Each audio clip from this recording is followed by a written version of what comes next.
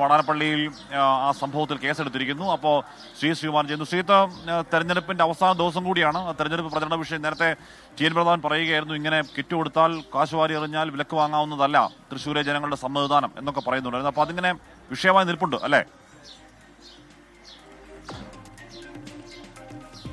തീർച്ചയായും ആ വിഷയത്തിൽ എന്തുകൊണ്ട് കേസെടുക്കുന്നില്ല എന്ന ചോദ്യമായിരുന്നു ഇന്നലെ ടി.എൻ. പ്രതാപൻ അടക്കമുള്ള ആളുകൾ ഉയർത്തിയിരുന്നത്. അവിടെ ടി.എൻ. പ്രതാപന്റെ നേതൃത്വത്തിൽ വലിയൊരു സമരം നടത്തി. അതിനുശേഷം ടി.എൻ. പ്രതാപൻ അറസ്റ്റ് വരിച്ചു.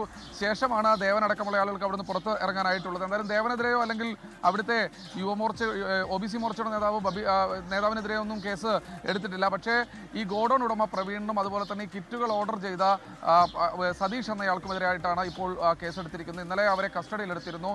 എന്തായാലും കേസെടുക്കണമെന്ന് കാണിച്ച തെരഞ്ഞെടുപ്പ് കമ്മീഷനാണ് ഒരു പരാതി തെരഞ്ഞെടുപ്പ് കമ്മീഷന് നിർദ്ദേശത്തെ തുടർന്നാണ് കേസെടുത്തിരിക്കുന്നത്.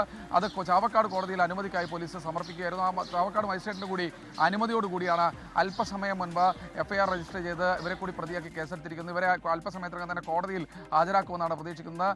ഇത്തരത്തിൽ ഉപഹാരങ്ങൾ നൽകുന്ന വകുപ്പുകൾ അടക്കം ജനാധിപത്യത്തെ ലംഘിക്കുന്ന തകർക്കുന്ന ഇതിനെതിരായുള്ള വകുപ്പുകൾ അടക്കം ഇതിൽ ചുമത്തിയിട്ടുണ്ട് ഇവർക്കെതിരായി എന്നാണ് മനസ്സിലാക്കുന്നത്. എന്തായാലും അല്പസമയത്തിനകം തന്നെ ഇവരെ രണ്ടുപേരെയും കോടതിയിൽ ഹാജരാക്കും. BJP വീണ്ടും വെല്ലുവിളിക്കുകയാണ്.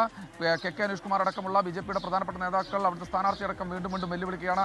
ഏതെങ്കിലും ഘട്ടത്തിൽ തങ്ങളാണ് കിറ്റ് കൊടുത്തതെന്ന്. അപ്പോൾ തൃശ്ശൂരിൽ അവസാന ദിവസങ്ങളിലേക്ക് എത്തിയപ്പോൾ കിറ്റ് വിതരണം, അത് കയ്യോടെ പിടിക്കൽ, അത് ചർച്ചയാവൽ, അതിൽ കേസെടുക്കലൊക്കെ അങ്ങനെ അതൊരു പ്രചരണത്തിലെ ഒരു വിഷയമായി ആ കിറ്റ് പിടുത്തം മാറിയിട്ടുണ്ട്.